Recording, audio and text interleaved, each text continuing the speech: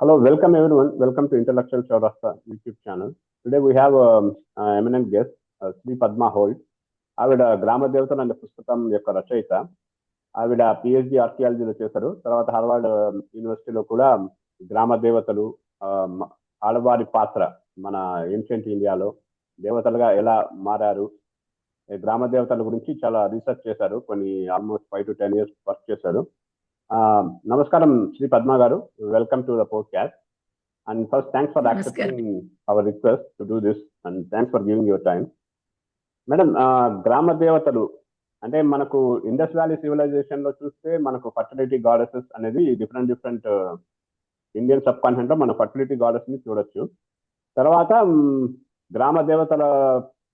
గ్రామ దేవతలను పూజించడం కూడా మనం ఈ రోజుకి చాలా పాపులర్ గా చూడొచ్చు ప్రతి చోట, ఎస్పెషల్లీ సదరన్ ఇండియాలో. మేడం, ఈ ట్రాన్సిషన్ ఎలా జరిగింది? మీరు క్రోనాలజికల్ గా అంటే మన ఇండస్ వ్యాలీ నుంచి ఇప్పటి వరకు ఒక సింప్లిఫైడ్ గా ఎక్స్ప్లెయిన్ చేయగలరా? గ్రామ దేవత అనేది మనకి ఆ పేరుతో పిలిచిన దేవత మనకి 11వ శతాబ్దం నుంచి ఉన్నది అని తెలుస్తోంది. సాహిత్యం ద్వారా, మనకి శాసనాల ద్వారా గ్రామ దేవతని కొలుస్తున్నారు అనేది అర్థమవుతుంది. కాకపోతే ఈ గ్రామ దేవత కిన్ను అంతకు ముందు ఉన్న దేవత ఇంకా వెనక్కి వెళ్ళగలమా లేదా అని చూసుకుంటే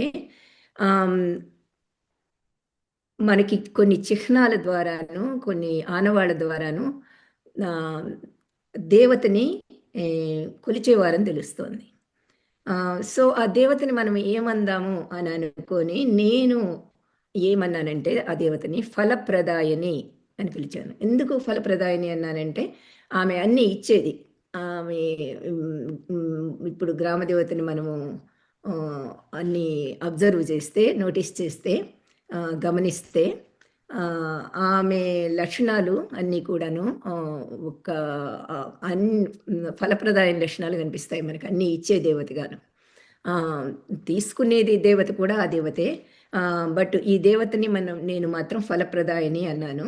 ఆ ఫలప్రదాయని 11వ శతాబ్దం క్రితం ఎంత వెనక్కి వెళుతుంది అని చూసుకుంటే కొత్త రాతి యుగము, ఇనుప యుగము ఈ కాలాల్లో మనకి కనిపిస్తుంది. అది ఆంధ్రాలో అయితే, మన తెలుగుదేశంలో, ఆంధ్ర అంటే మన యునైటెడ్ ఆంధ్ర, మన ఇప్పుడు తెలంగాణ, ఆంధ్రప్రదేశ్ రెండుగా ఉన్నాయి కదా.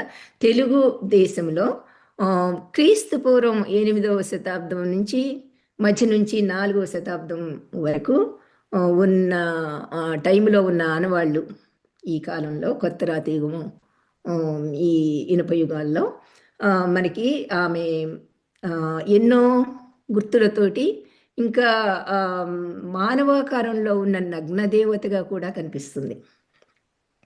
ఈ గుర్తులు ఏమిటంటే కమలము, నంది పాదము, శ్రీవత్స, అలాగే ఇంకా స్వస్తిక, త్రిశూలం, నక్షత్రాకారం, అలాగా ఎన్నో ఆకారాలతో ఆమె కనిపిస్తుంది.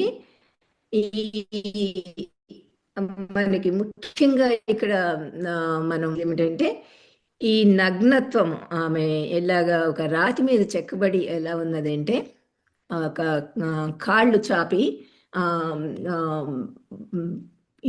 ఒక ఎద్దు మీదకు దుముకుతున్నట్టుగా ఉంది ఆమె మీదకి. అండ్ అది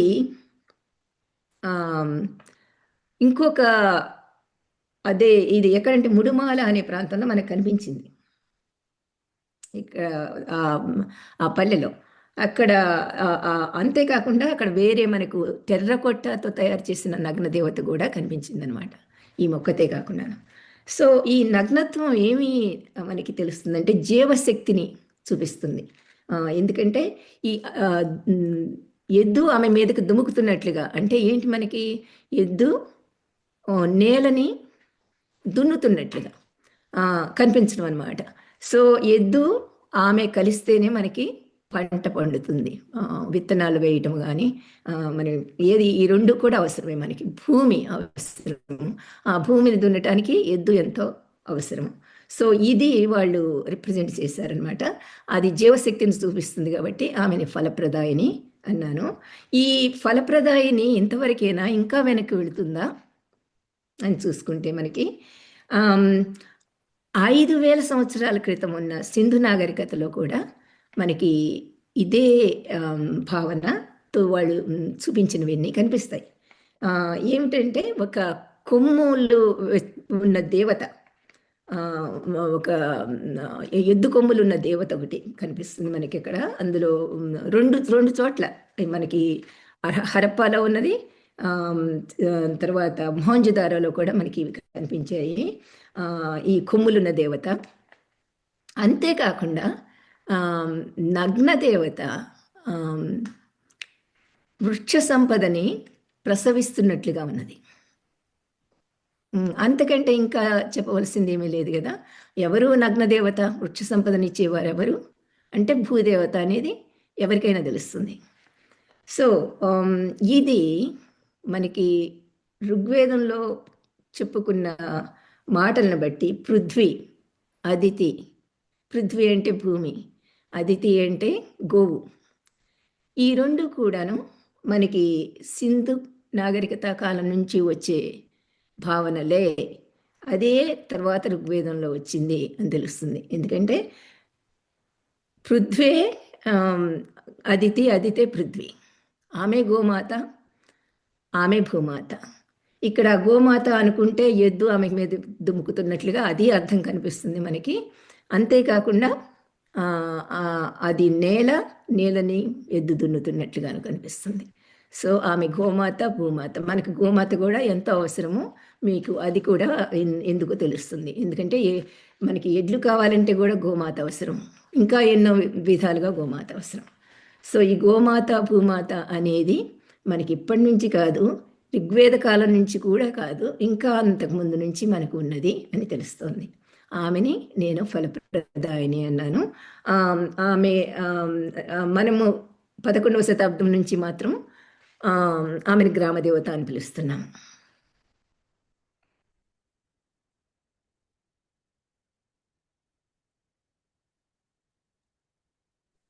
సింబాలిజం ఉంటుంది కదా, గ్రామ దేవతలు కానీ ఎనీ గాడెస్ వర్షిప్ లో సింబాలిజం అనేది ఉంటుంది. అది నాన్ ఆంథ్రపోమార్ఫిక్ రెండు ఉంటాయి. ఆ ట్రాన్స్లేషన్ ఎక్స్ప్లెయిన్ చేయగలుగుతారా? అంటే మనిషితో సంబంధం లేని సింబల్స్ నుంచి మనిషి రూపంతో రిలేట్ అయిన సింబల్స్ వరకు ఏ కాలంలో ఎలా మారింది, ఆ సింబల్ యొక్క విశిష్టత ఏమిటి?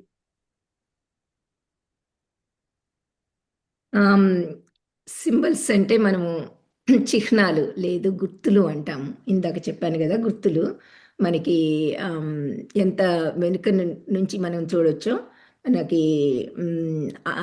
మనకి తెలుగుదేశంలో మనకి క్రీస్తు పూర్వము 8వ శతాబ్దం మధ్య నుంచి 4వ శతాబ్దం వరకు మనకి ఈ కమలము, నందిపాదము, నక్షత్ర ఆకారము ఇలాంటివన్నీ కనిపించాయని చెప్పాను కదా. అలాగే స్వస్తిక, త్రిశూలము, ఈ స్వస్తిక, ఈ శ్రీవత్సము ఇలాంటి గుర్తులన్నీ ఒక ఆంధ్రాలో పాతరాతి యుగం, కొత్త రాతి యుగం నుంచే కాకుండాను మనకి సింధు నాగరికతకు వెళితే అక్కడ కూడా మనకి చిహ్నాలు ఉన్నాయని తెలుస్తుంది. అది ఇప్పటికీ కూడా మనం వాడుతూనే ఉన్నాం. ఆ చిహ్నాలు గ్రామ దేవతల ఉత్సవాల్లో కనిపిస్తూనే ఉంటాయి మనకి. ఇంకా వేరే విధంగా సంస్కృతీకరణ జరిగిన దేవాలయాల్లో కూడా కనిపిస్తుంది. కానీ ఇది సంస్కృతీకరణ కన్నా చాలా ముందుగా వచ్చినవని మనకు తెలుసు ఈ ఆనవాళ్ళ వల్ల. సో ఇవే కాకుండా నేను చెప్పినట్టుగా మనకి దేవతని మానుష రూపంలో కూడా మనకి కనిపిస్తోందని నేను చెప్పాను, నగ్న దేవతగా కనిపిస్తుంది అని. సో ఇవి ఎప్పటి నుంచి చిహ్నాలుతో పాటు మనుష్య రూపం కనిపించడం కూడా మొదటి నుంచి జరుగుతున్నదని మనకు అర్థమవుతుంది ఈ రకంగాను. అంతేకాకుండాను ఆమెని ఎన్నో రూపాల్లో కొలిశారు. ఆ రూపాలు ఏ రకంగా పరిణామం చెందాయి అనేది చూస్తే చాలా ఉమ్, ఆశ్చర్యకరంగా కొన్ని గుర్తులు మానవ రూపాన్ని క్రమేణా తీసుకోవటం చూస్తాము. ఆ, అలాగే కొన్ని గుర్తులు అలాగే ఇప్పటి వరకు వాడటము కూడా చూస్తాము. దానివల్ల ఆ, అవి చెప్పకనే చెబుతాయి, ఆ గుర్తుల అర్థాలు ఏమిటో కూడా మనకి తెలుస్తాయి. ఈ శుభ సూచికలు ఎందుకు శుభ సూచికలు అయ్యాయి, అవి మనకి శాస్త్రాల్లో కనిపిస్తాయి. ఆ ఆ గుర్తుల్ని వాడిన విధానాన్ని బట్టి, అలాగే గుర్తుల పరిణామాన్ని బట్టి కూడా మనకి ఆ, వాళ్ళ ఉద్దేశం ఏమిటో, ఆ గుర్తుల వెనుక వాళ్ళు ఉన్న వాళ్ళ ఉద్దేశం ఏమిటో కూడా మనకు అర్థమవుతుంది. ఇలా చెప్పాలంటే ఉమ్, ఆ, మనం ఒక ఉదాహరణగా శ్రీవత్సము. శ్రీవత్సము అంటే ఏమిటి? శ్రీవత్సము అంటే చెట్టు చేమ, అన్ని రకాల ప్రకృతిని ఆ, ఆ, ప్రకృతిలో ఉన్న ఆ, చెట్టు చేమలన్నిటినీ ఈ శ్రీవత్స చూపిస్తుంది. ఈ శ్రీవత్స ఎప్పటి నుంచి మనకి కనిపిస్తుంది అంటే, నేను ఇందాక చెప్పినట్టుగా సింధు నాగరికత కాలం నుంచి మనకి ఈ శ్రీవత్సం ఉన్నది. సో అలాగే మనకి ఆంధ్రాలో మెగాలిథిక్ టైమ్స్ నుంచి అని చెప్పాను కదా, నియోలిథిక్ మెగాలిథిక్ టైమ్స్ నుంచి, అంటే కొత్త రాతి యుగము, ఇనుప యుగం నుంచి కూడా వచ్చాయని చెప్పేసి. సో ఈ శ్రీవత్సము ఎన్ని రకాల మార్పులు చెందింది అని చూసుకుంటే, ఆ, క్రీస్తు పూర్వము 1వ శతాబ్దం నుంచి క్రీస్తు శకము 1వ శతాబ్దం వరకు ఆ, వచ్చిన నాణ్యాల్లో కనిపిస్తూ ఉంటుంది ఈ శ్రీవత్సము. ఒక్కొక్కసారి ఏంటంటే ఒక గుర్తు కాకుండా 2 గుర్తులు కలిసి కూడా వాళ్ళు క్రమంగా మానవ రూపంలో చూపించినట్టుగా కనిపిస్తూ ఉంటుంది. ఈ నాణ్యాల్లో కానీ, ఆ, శిల్పాల్లో కానీ, శిల్ప చిత్రీకరణలో కానీ చూసుకుంటే ఏ రకంగా వాళ్ళు దాన్ని ఆలోచించారు, ఆ ఆలోచన, ఇమాజినేషన్ ఎలా తీసుకొచ్చారు అనేది కూడా తెలుస్తుంది. ఇది గజలక్ష్మి గ్రాడ్యువల్గా, అంటే మనము కొంచెం రూపం డెవలప్ అవుతూ అలాగా శ్రీలక్ష్మి రూపం తీసుకొని, గజలక్ష్మి రూపం తీసుకొని ఒక పక్కన కనిపిస్తుంది. అలాగే పూర్ణ కుంభం, కమలాలు, ఈ 2 గుర్తులు కలిసి కూడా కలిసి విడివిడిగాను కలశం అంటాం మనం. పూర్ణ కుంభము, కమలాలు పూర్ణ కుంభంలో ఉంటాయి. మనం కమలాలు ఇప్పుడు ఎక్కువ మనకి దొరకవు కాబట్టి ఏ వెజిటేషన్ అయినా మనం పూనకుంభంలో నీళ్ళలో పెడతాము. పెట్టి దాని కలశం కానీ, మంగళ కలశం అని కానీ, చాలా రకాలుగా మనం దాన్ని పూర్ణ కుంభము, మంగళ కలశము, ఇంకా ఎన్నో రకాల మాటలు వాడతాము అదే దానికి. అన్నిటికీ ఏ పూజ మొదలు పెట్టినా మనం చేస్తాము. అలాగే గ్రామదేవత పూజలో పూర్ణ కుంభం మోయటం అనేది చాలా ఇంపార్టెంట్ విషయము, ముఖ్యమైనది. సో ఆ పూర్ణ కుంభము దేవతగా ఎలా పరిణామం చెందుతుంది చూస్తే చాలా విశేషంగా పరిణామం చెందటం అంటే ఇప్పుడు తర్వాత రావడమే కాకుండాను సింధు నాగరికత కాలం నుంచి కూడా ఆలోచన ఉన్నది అని కనిపిస్తోంది అక్కడ వాళ్ళు చిత్రీకరణలు. మనకి దొరికిన పార్షియల్, అంటే కొంత మొత్తం కుండలు మొత్తం దొరకపోయినా 3 వంతులు కుండ దొరికిన దానికి చేతులు, కాళ్ళు అటాచ్ చేసి ఎలా ఉన్నాయి, వాటికి అన్నిటికీను వడ్రాణము అన్నీ పెట్టి కుంభాన్ని ఉదరంగా ఎలా చూపించారు కుండని అనేది తెలుస్తుంది. అలాగే ఇప్పుడు ఈ కుండ దేవతకి ఎద్దుకి ఉన్న సంబంధం కూడా మనకి బాగా కనిపిస్తుంది అక్కడ. కోసాం, ఉత్తరప్రదేశ్లో కోసాం అనే ప్రాంతంలో మనకి ఒక టెర్రకొట్ట బొమ్మ దొరికింది. అది ఇప్పుడు క్రీస్తు పూర్వం 2వ శతాబ్దం కాలం నాటిది.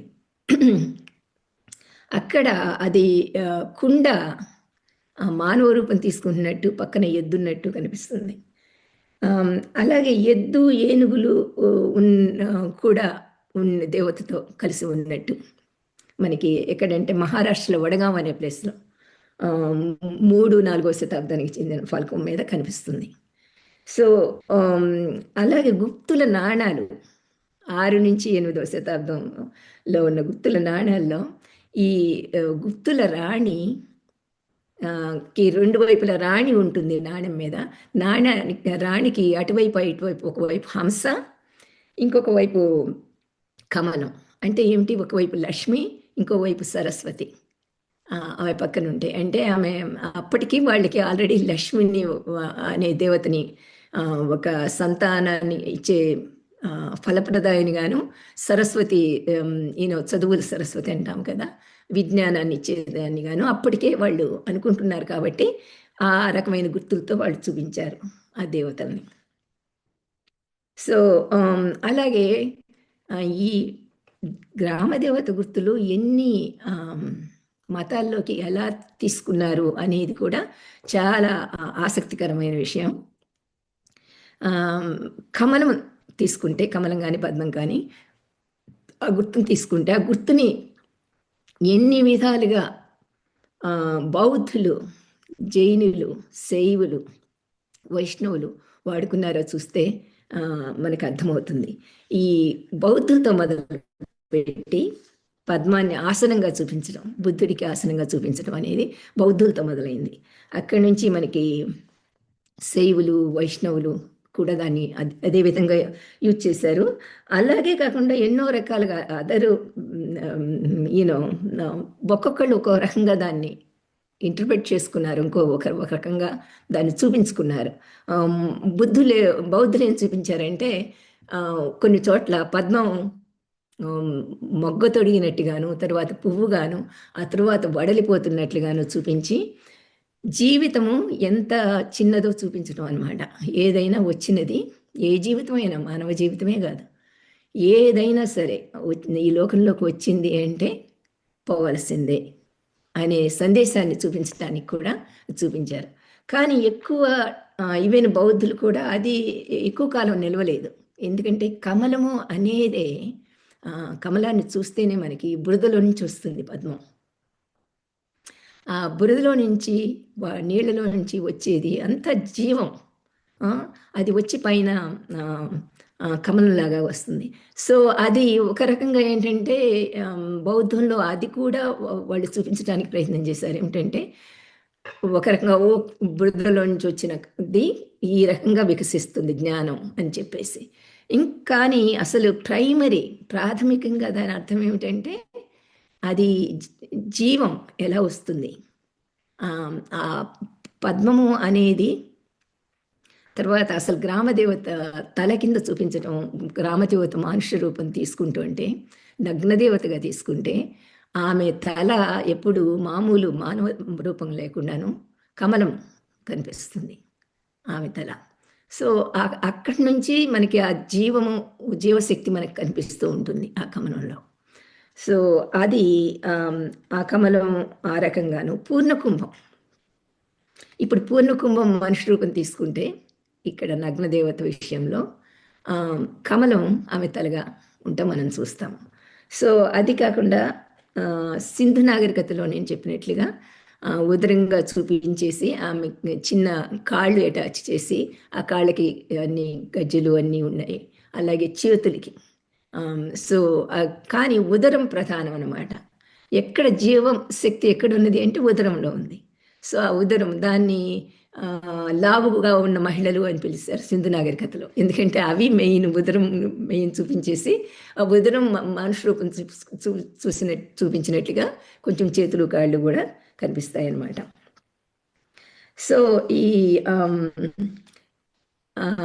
మనకి బాగా ఎక్కువగా కనిపించే ఈ శిల్పాలు, గ్రామదేవత మనుష్య రూపం తీసుకున్న శిల్పాలు, నగ్నదేవత శిల్పాలు 3వ శతాబ్దం నుంచి 8వ శతాబ్దం వరకు మనకి ఆంధ్రాలోనే కాకుండాను, మహారాష్ట్ర కొన్ని ప్రాంతాల్లోనూ, అలాగే కర్ణాటకలోనూ కూడా ఇవి కనిపిస్తాయి. ఈమెని లజ్జాగౌరి అని అంటారు అని కొంతమంది పండితులు అన్నారు. అలాగే నగ్న కబంధ అని కూడా అన్నారు. సో ఈమెని పూజించిన వాళ్ళు ఎవరు తక్కువ వాళ్ళు కాదు. జస్ట్ మనం ఏమిటంటే గ్రామదేవత అంటే చిన్న చూపు ఉంటుంది మనకి. ఈ నగ్నదేవత ఎందుకు అవసరమో నేను మొదటిగానే చెప్పాను. వ్యవసాయం ప్రధానమైన మన దేశానికి అది ఎంతో అవసరము. పంటలకే కాకుండాను మందలు బాగా ఉండటం కోసము, అభివృద్ధి చెందటం కోసం, వృద్ధి చెందటం కోసం, అలాగే మానవ సంతతి వృద్ధి చెందటం కోసం, ఇవన్నిటికీ కూడా ఆ, నగ్న దేవతని, ఆ, పిల్లల సుఖ సంతోషాలని, భర్తని పిల్లల సుఖ సంతోషాలని కోరి ఆ, ఒక రాణి, ఇక్ష్వాకు రాణి 2వ శతాబ్దంలో ఒక నగ్న దేవతను ప్రతిమను ప్రతిష్ఠించినట్టుగా ఒక శాసనం ఉన్నది నాగార్జునకొండలో. ఆ దేవత కూడా మనకి కంప్లీట్గా దొరకలేదు ప్రతిమ, కొంత పోయిన ప్రతిమే. ఆ ప్రతిమ మీద ఈ శాసనం మాత్రం కనిపిస్తుంది. అలాగే మనకి చాళుక్యుల రెండవ చాళుక్య భీముని భార్య లోకమవ్వ, ఆమె ఎల్లమ్మ దేవతకి భూరి విరాళం ఇచ్చినట్టు కనిపిస్తుంది. సో ఇవన్నీ వాళ్ళందరికీ ఈ విలువ, ఈ దేవత ఈ రకంగా దీవెనలు కావాలనే ఉద్దేశంతోనే ఇవన్నీ చేసేవారు అని మనకు తెలుస్తుంది. సో ఇంకా ఇవన్నీ కూడా ఈ గుర్తులకిను ఈ మానవాకారాన్ని తీసుకోవడానికి ఎలా సంబంధం ఉన్నదో కూడా చెప్తున్నాను కదా. సో ఈ పూర్ణ కుంభం ఇంకా ఏమిటంటే పాము కూడా చాలా ముఖ్యమైన గుర్తు దేవతకి.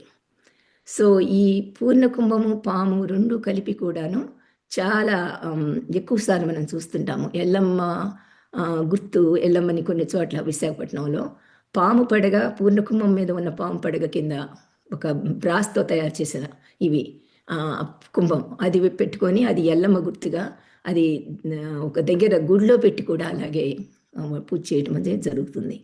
సో అది అంతేకాకుండా భూదేవత అనేది కూడా నేను మొదటి నుంచి చెప్తున్నాను కదా. ఆ భూదేవత అంటే ఏమిటి? భూమి మీద ఉన్న చరాచర కొండలు, గుట్టలు, కోనలు, నదులు, సెలయేర్లు, ఇవన్నీ కూడాను గంగమ్మని మత్స్యకారులు పూజించడమైనా, అలాగే మనకి ఇప్పుడు ఎన్నో దేవతలు సెలయేర్లలో ఉన్న ఇవేనో హైదరాబాద్లో ఉన్న నల్లపోచమ్మ కూడా ఒక సెలయేరు దగ్గర ఉన్నది. సో ఈ రకంగా చాలా దేవతలు అక్కడ ఉన్నారు కాబట్టి అది భూమి జీవశక్తి ఉన్న ఈ నీరు ఎంతో జీవశక్తిని ప్రసాదిస్తుంది. కొండలు కోనలు కూడా అంతే, అడవులు, చెట్లు. సో అది ఆమెను కూడా క్రమంగా మానవ రూపంలో చూపించడం జరిగింది. సో ఇవన్నీ కూడా చిహ్నాల పరిణామాలే. Okay, thank you madam. And మనకు బేసిక్ కీ డిఫరెన్సెస్ ని గమనిస్తే వైదిక కాలంలోని దేవతలకి శ్రీ సూక్తంలో శ్రీ లక్ష్మిగా మారుతారు కదా. అలానే పౌరాణిక కాలానికి దేవతల సింబాలిజం కానీ వాళ్ళ క్యారెక్టరిస్టిక్స్ మారాయి. అండ్ గ్రామ దేవతలకు కూడా ఒక స్పెసిఫిక్ క్యారెక్టరిస్టిక్స్ ఉన్నాయి. ఒక ఎగ్జాంపుల్, ఒక్క కీ డిఫరెన్స్ నేను ఎక్స్ప్లెయిన్ చేసేది ఏంటంటే, ఈ లక్ష్మి పార్వతి దేవతలంతా యూనివర్సల్ ఫోర్సెస్, ప్రైమార్డియల్ ఫోర్సెస్ గా వాళ్ళు రిప్రజెంట్ చేస్తారు. వాళ్ళు భూమి మీద కాకుండా ఎక్కడో వేరే లోకాల్లో ఉంటారనేది అది వాళ్ళ వైదిక పౌరాణిక రిప్రజెంటేషన్. గ్రామ దేవతలు వచ్చేసరికి they are like locals of the area. అదే భూమి మీద ఒక రెసిడెంట్, పుట్టి పెరిగి అక్కడే అయిన వాళ్ళు కాబట్టి అదొక కీ డిఫరెన్స్ కదా. దీన్ని ఎక్స్ప్లెయిన్ చేయగలుగుతారా? ఇంకా ఏమైనా అదర్ డిఫరెన్సెస్ క్లియర్ గా ఏమైనా ఉన్నాయా పౌరాణిక వైదిక దేవతలకి గ్రామ దేవతలకి? ఇలాంటి కీ క్యారెక్టరిస్టిక్ డిఫరెన్సెస్ ఏమిటి? మామూలుగా అందరి అభిప్రాయం ఏమిటంటే,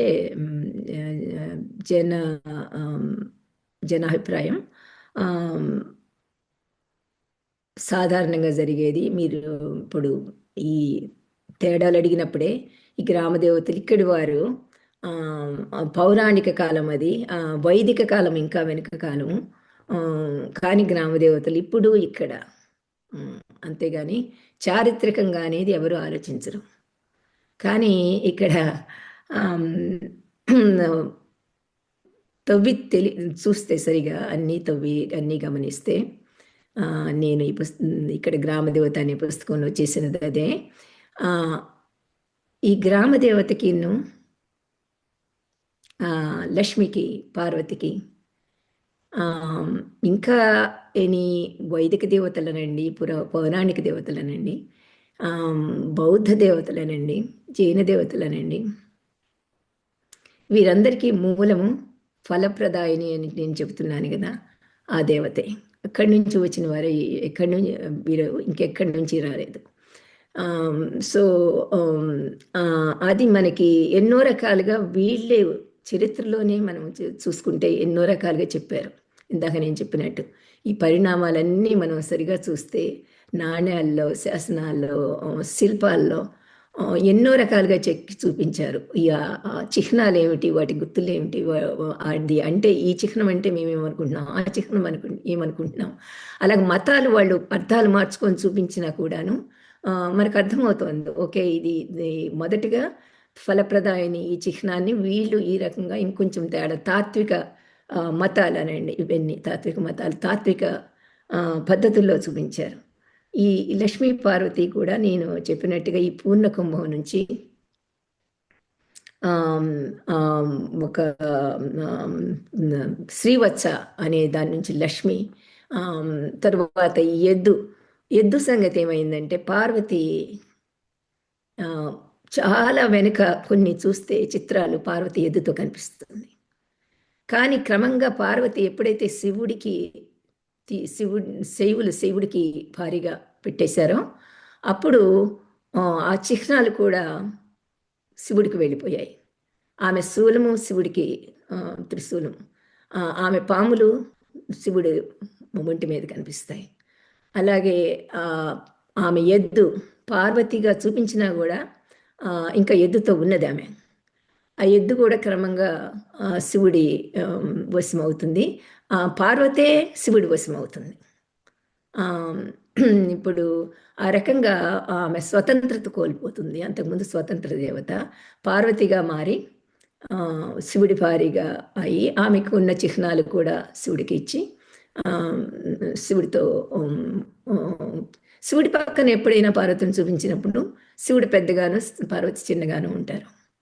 శివుడి అంకంపై కూర్చుంటుంది పార్వతి. సో ఆ రకంగా పార్వతి మనకి మారటం కనిపిస్తుంది. అలాగే లక్ష్మి మాటకు వస్తే, లక్ష్మి పార్వతి కంటే పార్వతి ఏమో ఒక పతివ్రతగా చూపించడం జరిగింది. ఫలప్రదాయన లక్షణాలు తగ్గిపోయాయి పార్వతిలో. ఒక భర్తని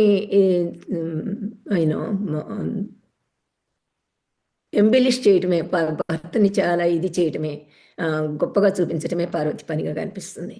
లక్ష్మి దగ్గరికి వస్తే లక్ష్మికి గ్రామదేవతకి కొన్ని చోట్ల పోలికలే కాదు, కొన్ని చోట్ల లక్ష్మి గ్రామదేవత లక్ష్మిగా కనిపిస్తూ ఉంటాయి. అది ఎన్ని చోట్ల కంటే ఇప్పుడు మనకి గ్రామదేవత ఆరాధనలో కూడా కొన్ని ఇప్పుడు గ్రామదేవత ఉత్సవాలు చాలా ప్రదేశాల్లో ప్రతి సంవత్సరం జరుగుతాయి కదా, ప్రతి ఏడాది జరిగాక ముగిశాక కూతుళ్ళని పిలిచి ఆ ఊరి వాళ్ళు ఆ కూతుళ్ళని వాళ్ళని ఆదరించటంలో, ఆ ముగ్గులు వేయటంలో, అది ముగ్గుల్లో ఇప్పుడు గురుగులు గొబ్బెమ్మలు పెట్టడంలో, అలాగే కొత్తగా పెళ్ళైన కూతుళ్ళని ఇంటికి తీసుకొచ్చి శ్రావణ శుక్రవారాలని ఇవన్నీ నోములు చేయించటము, పసుపు ముద్ద శ్రీలక్ష్మిగా పెట్టి చేయటము, అలాగా ఆమె పేడలోను పసుపు ముద్దలోను గ్రామదేవత మనము ఎలాగ చేస్తామో అలా ముగ్గుల్లోనూ శ్రీలక్ష్మిని కూడా గ్రామదేవతను ఆరాధించినట్టు ఆరాధిస్తారు. ఒక చోట ఎల్లూరు అనే ప్లేస్లో ఒక పండితుడు నోట్ చేశాడు, ఎప్పుడు 20వ శతాబ్దం మొదటి భాగంలో. ఏం నోట్ చేస్తాడంటే అక్కడ శ్రీలక్ష్మికి బలులు ఇస్తారు అని చెప్పాడు. సో బలులు కూడా ఇవ్వటం కొన్ని చోట్ల కనిపిస్తుంది అనమాట శ్రీలక్ష్మికి. ఆ శ్రీలక్ష్మి ధనానికి, ధాన్యానికి, వీటన్నిటికీ కూడా ఆమె ప్రతీక. అది గ్రామదేవతకున్న లక్షణాలు. పంటలన్నిటికీ శ్రీలక్ష్మి అంటాము. సో సంక్రాంతి అప్పుడు సంక్రాంతి లక్ష్మి అంటాము. ఆమె గ్రామ దేవత లక్షణాలన్నీ పుణికిపుచ్చుకున్నది. కానీ వైదిక మతంలోకి వెళ్ళిపోయినది లక్ష్మి. వెళ్ళినా కూడా ఆమెకి గ్రామదేవత లక్షణాలన్నీ పరిపూర్ణంగా కనిపిస్తాయి. లక్ష్మిని ఆరాధించినప్పుడు విష్ణువు ఎక్కడ ఉండడు. కొన్ని లక్ష్మీ టెంపుల్స్లో ఉన్నాయి, దేవాలయాలు ఉన్నాయి. అంటే మహారాష్ట్రలో కానీ, ఇప్పుడు సంవత్సరం ఉగాది అంటే దీపావళి వాళ్ళు ఉగాదిగా చేసినప్పుడు శ్రీలక్ష్మిని కొలుస్తారు వాళ్ళు. సో అది ఏమిటంటే గ్రామదేవతను కొలవడం యాక్చువల్గాను. సో ఆ గ్రామదేవతకి శ్రీలక్ష్మికి అన్ని పోలికలు ఉన్నాయి. కాకపోతే మీరు అడిగిన ది డిఫరెన్సెస్ ఏమిటి, వాటిలిద్దరికి తేడాలు ఏమిటి, వీళ్ళకి పార్వతీలక్ష్మికి గ్రామదేవతకి తేడాలు ఏమిటంటే, గ్రామదేవతను గురించి చెప్పాలి. ఏంటి గ్రామదేవత అంటే ఎవరు అసలు? ఆమె వైడ్ ఓపెన్ ఎక్కడైనా ఉంటుంది గ్రామదేవతకి. గుడులే ఉండక్కర్లా, ఉంటే ఒక చిన్న గుడి ఉండొచ్చు ఒక్కొక్కసారి, తాత్కాలికంగా వేసే గుళ్ళు ఉండొచ్చు. ఆ గుళ్ళు ఉన్నప్పుడు కూడా అక్కడ పూజారి ఉండి సంస్కృత ఇవన్నీ చదివే వాళ్ళు ఉండరు. ఆ గ్రామదేవతకి ఎవరైనా వెళ్ళిపోయి డైరెక్ట్గా దేవతని కొలవచ్చు. కాకపోతే ఈ దేవత బలులు తీసుకుంటుంది. బలులు ఇష్టమైన వాళ్ళు బలులు ఇస్తారు. ఉత్సవాల టైము, జాతరల టైం అప్పుడు తప్పిస్తే మధ్యలో ఎవరు మీడియేషన్ ఉండదు. ఎవరు మధ్యలో వచ్చి ఈ దేవత దగ్గరికి రావడానికి లేదు అని చెప్పేవాళ్ళు ఎవరు ఉండరు. సో ఆ దేవత ఎన్నో రూపాల్లో ఉంటుంది. నేను చెప్పినట్టుగా రాయి రప్ప దగ్గర నుంచి మన ప్రకృతి సహజమైనవన్నీ కూడాను ఆమె రూపాలే. ఈవెన్ పులులు, సింహాలు అన్నీ కూడా ఆమె రూపాలే. వృక్షాలు, పాములు. ఒక కథ ఉంటుంది, ఎల్లమ్మకి ఎన్నో కథలు ఉన్నాయి. అందులో ఒక కథలో ఏం చెప్తారంటే, గ్రామదేవత గురించి తెలియాలంటే ఆ కథ గురించి తెలియాలి. ఆ కథలో ఆమె ఎన్నో రూపాల్లో కనిపిస్తుంది. ఈవెన్ ఊరంతా చెదపురుగుల కింద కూడా మారి ఉంటుంది. ఇన్ని రూపాలు తీసుకుంటుంది. చెట్టు మీద గద్ద కింద ఉంటుంది, చెట్టు కూడా ఆమె. సో అలాగ సర్వ ప్రాణులు ఆమె రూపాలే అని ఆ కథలో చెప్తాడు. సో ఈ కథలన్నీ ఏంటి, గ్రామంలో దేవతల గురించి చెప్పిన కథలే మనం చూసుకుంటా ఉంటే, ఆమెకు పాడిన పాటలు, గాథలు వింటూ ఉంటే ఆమె స్వభావం ఏంటో మనకు తెలుస్తుంది. ఇదే మళ్ళీ తర్వాత సంస్కృతీకరణ జరిగి కాళీ, దుర్గా వాళ్ళకి సంస్కృతంలో మనం చెప్పేవి అన్నీ కూడాను అది సంస్కృతీకరణ జరగటం. కానీ అవన్నీ తీసుకున్నవి ఇప్పుడు గ్రామదేవత ఆరాధన ఆ కథల్లో, ఆ గాథల్లో నుంచి వచ్చినవే. ఆమె రూపురేఖలన్నీ వివరించటం కూడా సంస్కృతంలో, అది మామూలుగా మన గ్రామదేవత ఆరాధనలో ఈ కథల్లో ఉన్న అంశాలే. ఓకే, థ్యాంక్ యూ పద్మ గారు. ఇప్పుడు మనం స్పెసిఫిక్ కేస్ స్టడీస్లోకి వెళ్దాము. Vijayawada Kanakadurgamma very famous. ఆవిడ క్రోనలాజికల్గా అంటే మనము క్రీస్తు పూర్వం కానీ క్రీస్తు శకం కానీ ఎటువంటి ఆధారాలు ఉన్నాయి? ఇంతకుముందు పూజ ఎలా ఉండేది? అది స్లోగా వైదీకరణ ఎలా జరిగింది, సంస్కృతైజేషన్ కానీ, దాన్ని ఎక్స్ప్లెయిన్ చేయండి. తర్వాత సెకండ్ కేస్ స్టడీ వచ్చి మనము భద్రకాళి వరంగల్ తీసుకుందాం. థర్డ్ వచ్చి సమ్మక్క సారక్క డిస్కస్ చేద్దాం. సో ఫస్ట్ కనకదుర్గమ్మ వారి గురించి చెప్పండి మేడం. బాగుంది. ఈ దేవతలందరూ కూడా వీళ్ళందరికీ నీ పట్టి ఉంచే ఒక అంశం ఏంటంటే, వీళ్ళందరూ కూడా కొండ దేవతలు లేదా గిరిజన దేవతలు. సో గిరిజనులు అంటేనే కొండ జాతులు అని అంటాము కదా. సో ఈ కొండ దేవతలు కాళీ, దుర్గా కొండ దేవతలని మన సంస్కృతీకరణ జరిగిన సంస్కృత పదాల నుంచి కూడా మనకి తెలుస్తూనే ఉంటుంది. వింఛవాసిని అంటే వింఛారణ్యాల్లో ఉన్న దేవత, వింజ మౌంటైన్స్లో ఉన్న దేవత. సో అది ఒక్క మాట మాత్రమే, ఎన్నో ఉన్నాయి ఇందులో. సో మనకి దుర్గా, విజయవాడ కనకదుర్గని తీసుకుంటే, అసలు దుర్గా అనేది మనకి ఆంధ్రాలో 4వ శతాబ్దం నుంచి మనకి ఆమె దున్నపోతును చంపుతున్నట్టుగా కనిపిస్తుంది. అలాగే 5వ శతాబ్దం మనకి సంస్కృతీకరణ జరిగిన టైం అది. దేవి మహాత్మ్యంలో మనకి ఈ దుర్గ గురించి, కాళి గురించి, ఇవన్నీ దేవతల్ని కలుపుతూ దేవి మహాత్మ్యం రాయబడింది. సో ఇది దానికి కూడా కారణం ఉంది. ఇవి దేవతలని ఇలాగా ఎవరికి వాళ్ళు తీసేసుకొని బౌద్ధంలో, జైనంలో బౌద్ధుల్ని, జైనుల్ని ఈ దేవతలు వర్షిప్ చేస్తున్నట్టుగా ఉండటము, అలాగే శైవులు, వైష్ణవులు భారీగా చూపించి తక్కువగా చేసి చూపించటము, ఇవన్నీ జరుగుతున్నా కూడా ఈ కాళీ దుర్గా ఎందుకు ఇలాగా ఒక ప్రముఖమైన దేవతలు అయ్యారు అన్నదానికి కారణం ఏమిటంటే, రాజులు గ్రామ దేవతలకి మామూలుగా ప్రజలు, ఊరి ప్రజలు గ్రామ దేవతలని రక్షించే దేవతలుగాను, అన్నీ ఇచ్చే దేవతలుగాను, అలాగే ఆమె కోపం రాకుండా, ఆమె కోపం వస్తే ఏ రోగం తీసుకొచ్చి పెడుతుంది, ఆమె రోగం అవుతుంది, అంతా వ్యాపించిపోతుంది. ఇన్ని భయాలతోటి కూడాను ఆమెకి భయం అనేది ముఖ్యం కదా చేసేవాళ్ళు. రాజులు ఒకసారి ఒక ఊరిని వాళ్ళ రాజధానిగా మార్చుకున్నప్పుడు ఆ గ్రామ దేవత యుద్ధ దేవత అయింది, వీరదేవత అయింది. సో ఆ వీరదేవత ఈ కాళీ దుర్గాలు వీరదేవతలు. సో రాజులకి రాజులకి సలహాలు చెప్పే మంత్రిత్వం చేసే బ్రాహ్మలు ఈమెని ఆ రకంగా చూడవలసి వచ్చింది. సో అది వన్ ఆఫ్ ద రీజన్స్. అది ఒక చాలా కారణాల్లో అది ఒకటి. ఆ రకంగా మనకి ఈ కాళీ దుర్గా మనకి కనిపిస్తారు ఈ దీనిలో, దేవి మహాత్యంలో. సో అంత ఎవరూ చేయలేనప్పుడు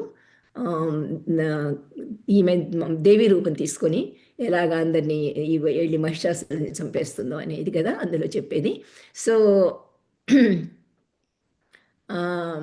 ఈ ఇక్కడ కనకదుర్గ విషయానికి వస్తే, కనకదుర్గ ఎన్నో రకాల దేవతల మిశ్రమంగా కనిపిస్తుంది మనకి విజయవాడ కనకదుర్గ.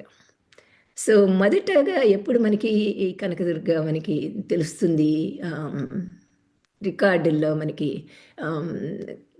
యూనో చారిత్రకంగా ఎలాగ మనం ప్రూవ్ చేయొచ్చు అంటే, 7వ శతాబ్దంలో ఈమెని శక్తిగా వర్ణించడం జరిగింది ఈ సాహిత్యంలో. ఆ తరువాత 10వ శతాబ్దంలో మనకి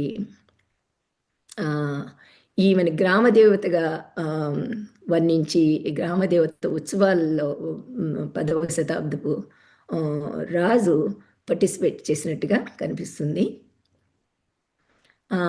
తర్వాత 16వ శతాబ్దంలో విజయనగర రాజుల సామంతుడు ఆయన సింగరాయ భూపతి, తను చెప్తాడు తన పూర్వీకులు విజయవాడను రాజధానిగా చేసుకొని ఈ దేవతను ఆరాధించినట్టు. సో ఇవి మనకి చారిత్రకంగా తెలిసిన విషయాలు. ఇంకా ఈమె గురించి మామూలు కథలు, గాథల్లో చూస్తే ఈమెని మానవ రూపంలో ఉన్న అట్లీస్ట్ 2 కథలు, నేను 3వ కథను కూడా ఈ మధ్య విన్నాను విజయవాడలో. నేను నా పుస్తకం గురించి మాట్లాడుతున్నప్పుడు ఒక ఆయన చెప్పారు, ఇలాగా ఆమెకి చాలా కథలు, గాథలు. ఇప్పుడు ఆడవారు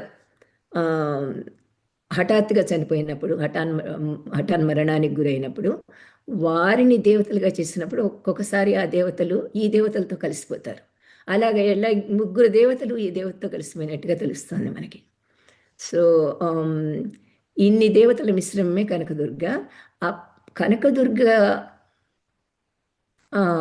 పూజా విధానము, ఆరాధనా విధానం కూడా మనకు గ్రామ దేవతల ఆరాధనా విధానాలు ఎలాగా మారుతున్నాయో, ముఖ్యంగా పట్టణీకరణ జరిగినప్పుడు ఆ దేవతల ఆరాధనా విధానాలు ఎన్ని రకాలుగా మారుతున్నాయో దానికి మంచి ఉదాహరణ ఎవరంటే కనకదుర్గ. ఆమె మీద యాక్చువల్గా ఒక ఆయన, అందులో ఉన్న ఒక పూజారి, ఆయన పిహెచ్డి చేశారు తెలుగులో. ఆయనే చెప్పారు, ఆయన గ్రామదేవత వివరాలు ఆయన కూడా చెప్పారు. ఆయన ఇచ్చారు నాకు పుస్తకం. నేను ఇది చేస్తున్నప్పుడు, రీసెర్చ్ చేస్తున్నప్పుడు, ఆయన పని ఏమిటంటే, అప్పుడు సత్యనారాయణ గారు, ఆయన ఇప్పుడు చనిపోయారు పాపం, ఆయన పని అప్పుడు ఏమిటంటే దేవతని అలంకరించడం. సో ఆ దేవత మామూలు నేకెడ్ రూపం ఆయన చూస్తున్నారు అప్పుడు. అలా కాకుండా వెనుక ఇంకా వేరే వెనుకటి దేవతల రూపాలు కూడా వెనుకున్నాయి దేవాలయంలో వెనుక. సో అవన్నీ ఆ రూపాలు చూస్తే ఆ దేవత రూపాలు ఎలా మారిపోయే కాలక్రమేణా మన ఆ, ఆ దేవతని ఆరాధించే వాళ్ళ ఆ, అవసరాలు ఎలా మారాయి అనేది కూడా మనకు అర్థమవుతుంది. మొదట భయంకర రూపం నుంచి ఇప్పుడు సాత్విక రూపం ఆమె ఎలా వచ్చిందో, అప్పుడు వ్యాధుల్ని అరికట్టడానికి ఎన్నో రకాల అరిష్టాల్ని చేయడానికి, అరికట్టడానికి ఆ దేవత శత్రువులతో పోట్లాడాల్సి వచ్చేది. ఆ భయంకర రూపం అవసరమయ్యేది. జనాలకు కూడా ఆమె అంటే భయంగా ఉండేది, ఏ వ్యాధులు తీసుకొస్తుందో అని. ఇవన్నిటి వల్ల కూడా గ్రామదేవతలు ఎప్పుడు చాలా మనుషు రూపంలో కానీ చూపించినప్పుడు భయంకర రూపాలతో చూపించేవాళ్ళు. నాలుక వెళ్ళబెట్టి పెద్ద కళ్ళతోటి ఇవన్నీను. ఆ తర్వాత నగ్న రూపం కూడా నేను చెప్పినట్టుగా ఉండేది. ఇప్పుడు కూడా ఆమెది నగ్న రూపాలు ఉన్నాయి అక్కడ వెనుక, భయంకర రూపాలు ఉన్నాయి. ఇప్పుడు ప్రస్తుతం ఉన్న రూపాన్ని ఎప్పుడు చాలా ప్లెజెంట్గా చూపిస్తారు అన్నమాట. చాలా కరుణతో ఉన్న దేవత ఏమిటంటే ఇప్పుడు అవే కావాలి జనానికి. ఇప్పుడు వ్యాధుల గురించి భయాలు లేవు ఎక్కువ. ఈయన సంతానాన్ని, ఇంటిని సుఖంగా చూడటానికి కరుణతో చూసే దేవత కావాలి. సో వాళ్ళ అవసరాలను తగ్గట్టుగా దేవత కూడా మారిపోతుంది. అది కనకదుర్గ విషయము. నాకు ఒక భద్రకాళి మేడం, భద్రకాళి వెళ్ళే ముందు ఒకటి, ఇప్పుడు మనం ఈ కొన్ని కథలు వింటాం కదా. శంకరాచార్యులు వారు వెళ్తారు ఆ కాంచీలో ఎక్కడో గుళ్ళు వెళ్తారు. అక్కడ ఉగ్ర దేవతల రూపంలో ఉన్న ఆమెని ఒక స్త్రీ యంత్రం పెట్టి సాత్వికంగా మారుస్తారు. అప్పుడు మనకు చాలా కథలు ఉంటాయి. ఆమెతో దేవతతో ఏదో గేమ్ ఆడారు, పాచికలు ఏదో ఉంటాయి కదా, అది ఏదో ఆడారు. ఆ దేవత నిన్ను తినేస్తాను అని చెప్తే, నువ్వు మా తల్లి లాంటి దానివి, నువ్వు నన్ను ఎందుకు తింటావు, నీకు బల్లులు ఎందుకు నుంచి ఇవన్నీ. సో అంటే యాక్చువల్గా అది ఏం చెప్తున్నారు యాక్చువల్గా అంటే, ఒక రాజు దగ్గరికి శంకరాచార్యులు వెళ్ళి కన్విన్స్ చేశారు, ఆ దేవతని ఇట్లా సాత్వికంగా మార్చాలి, ఇవన్నీ అవసరం లేదు, వైదిక జ్ఞానాన్ని వాళ్ళకి ఇచ్చి ఈ పూజా పద్ధతులు ఇట్లా చేస్తే బెటర్ అనేసి వాళ్ళకు బెటర్ వేదిక్ మెథడ్స్ ని ఇంట్రడ్యూస్ చేశారు. ఇట్స్ లైక్ పొలిటికల్ స్టేట్మెంట్ ని ఇట్లా కథల రూపంలో రాసి దేవత వచ్చి ఇవన్నీ చెప్పిందని సామాన్య ప్రజల కోసం చెప్పారు. అంతేనా, లేకపోతే ఇంకా రియల్ గానే దేవతలు శంకరాచార్యులు కనపడి మాట్లాడే ఇలాంటివి నమ్మచ్చా? చాలా దేవతలు కి శంకరాచార్యుల వారితో కలిపి చెప్తారు. అది ఏంటంటే జరిగిన విషయం కూడా శైవులు ఇప్పుడు దేవతలు ఈ ఈ మతాలన్నీ ఉన్నాయంటే, ఈ మతాలన్నీ ఈవెన్ బౌద్ధ మతం కూడా నేను ఇందాక చెప్పినట్టు ఎందుకు ప్రజల దగ్గరికి వాళ్ళ మతాలతో వెళ్ళినప్పుడు, వాళ్ళ తాత్విక మతాలతోటి వాళ్ళు ముందు ప్రజలను అర్థం చేసుకోవాల్సి ఉండింది. ప్రజలకి ముఖ్యంగా కావాల్సినది ఏమిటి అంటే, వ్యవసాయ ప్రధానమైన దేశం కాబట్టి వారికి ఈ దేవతలు ఎంతో ముఖ్యం, ఈ గ్రామ దేవతలు. సో ఈ గ్రామ దేవతలని వాళ్ళు కూడా ఆ భాషలో మాట్లాడాలి, కానీ లేకపోతే వాళ్ళు వచ్చి వీళ్ళు తాత్విక మతాన్ని వాళ్ళు అనుసరించరు. సో ఈ గ్రామ దేవతలని వాళ్ళ చిహ్నాలని తీసుకోవడంలో ప్రధానమైన కారణం ఏమిటంటే, ప్రజలకి దగ్గరగా వెళ్ళి ప్రజలకు అర్థమయ్యే భాషలో తమ మతాల గురించి చెప్పడం.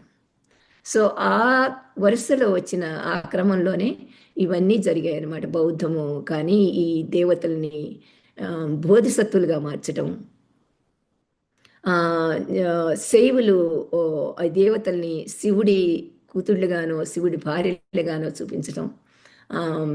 ఈ అలాగే జైనులు కూడా ఆమె తీర్థంకర్లని సేవ చేస్తున్నట్టుగా పద్మావతి అనే దేవత, ఇలా ఈ రకమైన దేవతలు ముందు చిహ్నాలు తీసుకున్నారు. వీళ్ళందరూ కూడా చిహ్నాలు ఒక ఎద్దు చిహ్నం దగ్గర నుంచి వీళ్ళందరినీ ఎద్దులతో పోల్చి, వృషభంతో పోల్చి, వృషభాల కింద చూపించారు. ఎవరిని చాలా గొప్పవాళ్ళు అని చెప్పడం కోసం వృషభం. తీర్థంకర్లు కానీ గౌతమ బుద్ధుడిని కానీ వీళ్ళని సింహాలు, ఎద్దు అనేది మరీ ముఖ్యమైనది. అలాగే ఈ స్వస్తిక, ఇవన్నీ శ్రీవత్స, ఇవన్నీ కూడా చూపించారు శుభ చిహ్నాల కింద. బౌద్ధుడి పాదాల మీద ఈ చిహ్నాలన్నీ చూపించారు, ఎందుకంటే బుద్ధ పాదాలు పవిత్రమైనవి కాబట్టి. ఆ పవిత్రమైన దానికి ఈ శుభ సూచికలు అవసరము అని. సో ఈ రకంగా చిహ్నాలు కానీ, తర్వాత దేవతల్ని వాళ్ళకి కావలసిన విధంగా మార్చుకోవడం కానీ బాగా జరిగింది. ఆ, అది ఆ పరిణామంలో కొంతమంది బౌద్ధ దేవతలు, మొత్తం బౌద్ధం వెళ్ళిన దగ్గర అంతా కూడా హారతి అనే దేవత ఒక ఎగ్జాంపుల్. అన్ని చోట్లకి వెళ్ళేది హారతి దేవత. మనకి హారతి మీద నేను ఒక పేపర్ రాశాను. జపాన్లోను, చైనాలో కూడా ఎంత ప్రముఖంగా ఉంది హారతి దేవత అనేది. సో మేడం, ఆ విధంగా ఇప్పుడు హారతి శంకరాచార్యుడి దగ్గరికి వస్తే, శంకరాచార్యుడి దగ్గరికి వస్తే హలో, సారీ టు ఇంటరప్ట్ చెప్పండి. Madam, madam. అది హారతి కల్ట్ గురించి ఒక బ్రీఫ్ గా ఒక 2 minutes ఎక్స్ప్లెయిన్ చేయగలుగుతారా? ఏంటి, వాట్ చెప్తాను. ఇది మీరు చెప్పిన దానికి ఫినిష్ చేసేసి హారతి దీనికి వెళ్తాను. శంకరాచార్యుడి దగ్గరికి వస్తే, ఇప్పుడు అసలు నేను చెప్పిన దాన్ని బట్టి శంకరాచార్యుడు చేసిన ఇది ఏమిటంటే, ఆయన శివుడి భార్యగా ఇక్కడ కనకదుర్గ దగ్గరికి వచ్చి కూడా యంత్రాన్ని ప్రవేశపెట్టి ఆమె శివుడికి ఇచ్చి పెళ్లి చేసి, కనకదుర్గ శివుడి భార్య అని చెప్పినా కూడా కనకదుర్గగానే ఇప్పటికీ కూడా పూజ చేస్తాము, కానీ పేరుకు మాత్రం శివుడి భార్య అని చెప్తాము. ఆ శివుడి భార్య అనేది అలాగా వచ్చిందనమాట. ఈమె కాదు, ఇప్పుడు కంచికామాక్షి, మధుర మీనాక్షి, ఈ అందరూ కూడా శివుడి భార్యలు అని. కానీ ఒరిజినల్గా వాళ్ళందరూ గ్రామ దేవతలు, తర్వాత చాలా ప్రసిద్ధ దేవతలు అయ్యారు. ఈ కాళీ, దుర్గా, వీరందరూ ప్రసిద్ధ దేవతలు ఆ రకంగా అయ్యారు. అసలు మొదటిగా నేను చెప్పిన విధానాన్ని బట్టి. తర్వాత శివుడి దీని కింద తీసుకొచ్చారు. అది తీసుకొచ్చినా కూడా అది పేరుకి మాత్రమే ఉన్నది, వాళ్ళ ఇండిపెండెన్స్ వాళ్ళకి ఉన్నది జరుగుతుంది. పార్వతీ లక్ష్మి లాగా కంప్లీట్గా లేదు. అందులో కూడా మళ్ళీ తేడాలు ఉన్నాయని చెప్పాను కదా. పార్వతికి లక్ష్మికి, పార్వతి ఏమో ఎక్కువ శివుడితో కనిపిస్తుంది, లక్ష్మికి ఇండిపెండెంట్గా కూడా కనిపిస్తుంది. నేను చెప్పిన శ్రీవత్స అనేది వైష్ణవైట్స్ విష్ణువుకి వక్షస్థలం మీద ఉన్నట్టుగా చూపిస్తారు. ఆ శ్రీవత్స లక్ష్మి అని కూడా ఒక్కొక్కసారి లక్ష్మి కింద చూపిస్తారు. సో మీరు అడిగిన హారతికి వస్తే విషయానికి,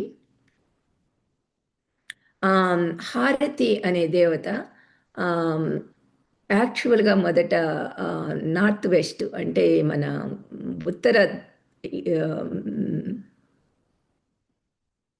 భారతదేశంలో మొదలైన ఇది అది. అక్కడ హారతి, ఆమె కూడా మన చాలా దేవతల్లాగే మసూచి దేవత.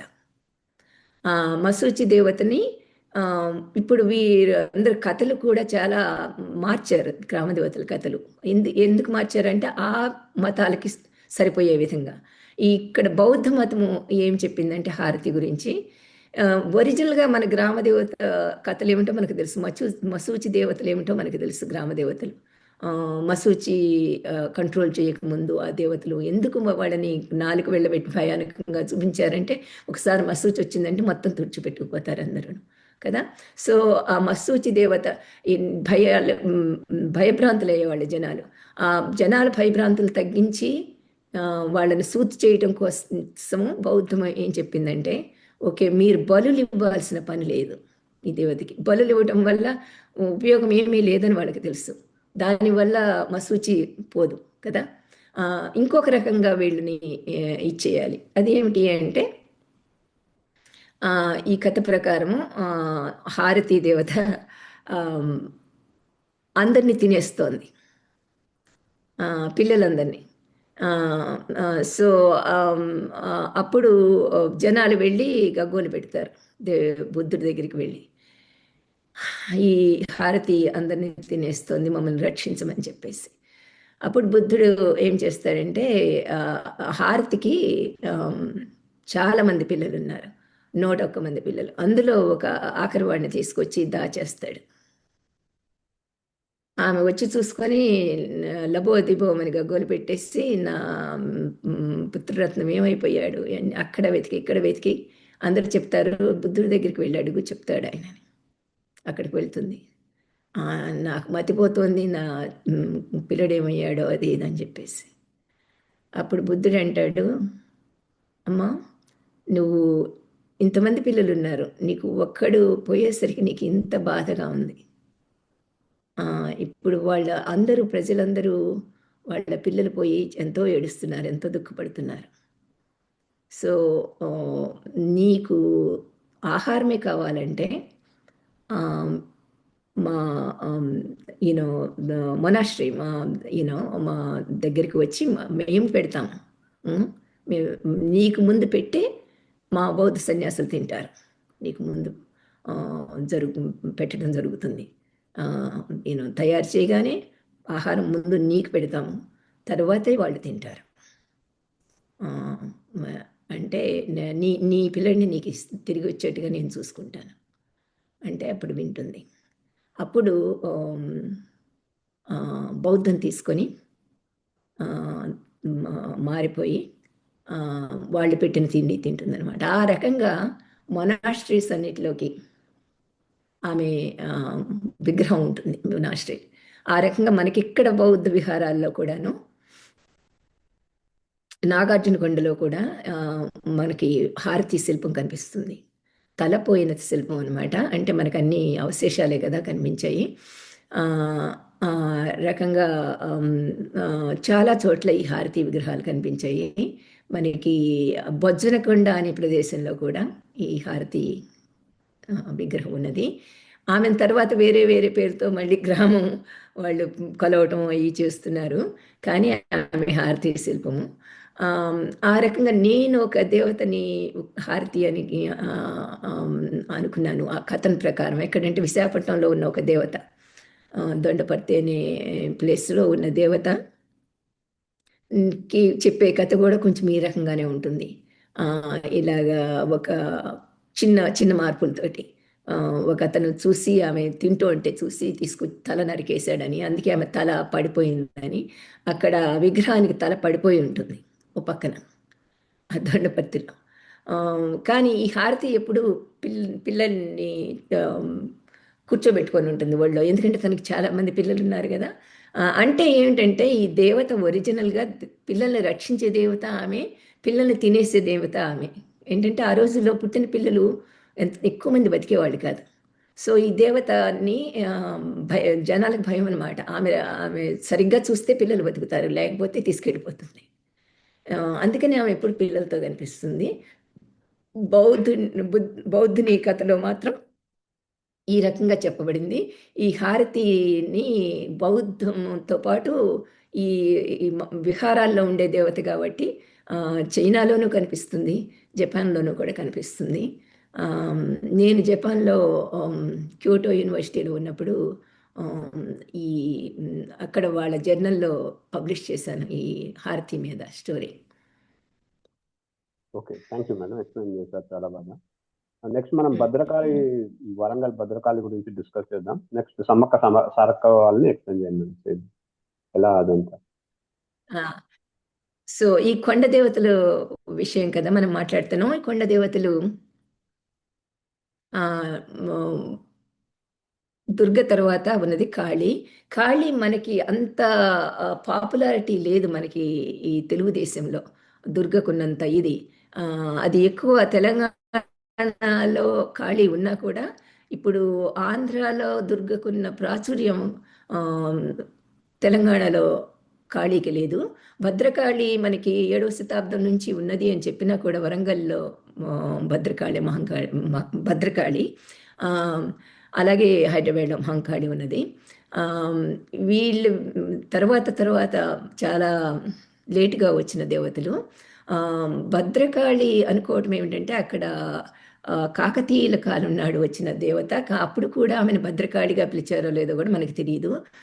వాళ్ళు ఎల్లమ్మని మాహూరమ్మ అనే పేరుతోటి ఇలాగా ఏదో వాళ్ళు అప్పుడు కాకతీయుల దేవత కాకతీ అని పూజించేవాళ్ళు. సో ఈమె భద్రకాళి ఎప్పుడైందో మనకి కరెక్ట్గా తెలియదు అనమాట. కానీ 12వ శతాబ్దం నుంచి మనకి సింహాసన ద్వాత్రంసిక అనే దానిలో మనకి దేవతలందరి పేర్లు కనిపిస్తుంటాయి. 12, 13 ఈ కాకతీయుల టైంలో ఆమ్, ఈ భద్రకాళి మొదటి రూపం అంతా ఉగ్ర రూపంలో ఉండేది. మన దుర్గాకి ఉగ్ర రూపాలు ఎలా ఉండేయో అలాగా. కానీ ఇది మెయిన్ దేవత విగ్రహమే మాత్రం అదే విగ్రహంతో పూజ విధానాలు జరుగుతుండేవి. కానీ మనకి ఒకసారి ఇవన్నీ కంట్రోల్ అయ్యాక ఈ మసూచి ఇలాంటివన్నీను జనాలకి ఆ ఉగ్ర రూపం నచ్చలేదు. ఆమె పార్వతీ రూపంలో బాల త్రిపుర సుందరిలా ఉండాలి అని కోరుకున్నారు. ఆ టైంలో ఆ నాలుక తెగింది అని చెప్తారు. తెగిందో వీళ్ళు నాకు చెప్పిన పూజారి, ఆయన పూజారిగా లేరు ఇంకప్పుడు. ఆయన భార్య ఆ, ఆ, ఆయనకి ఆయన కూడా ఉన్నారు కానీ పూజారిగా చేయటం లేదు, వేరే ఎవరో చేస్తున్నారు. కానీ దేవాలయంలోనే ఒక పక్కన ఉన్నారు వాళ్ళు. నేను వాళ్ళని ఇంటర్వ్యూ చేసినప్పుడు ఆమె చెప్పారు. ఆ, ఆయన ఒక ఆ,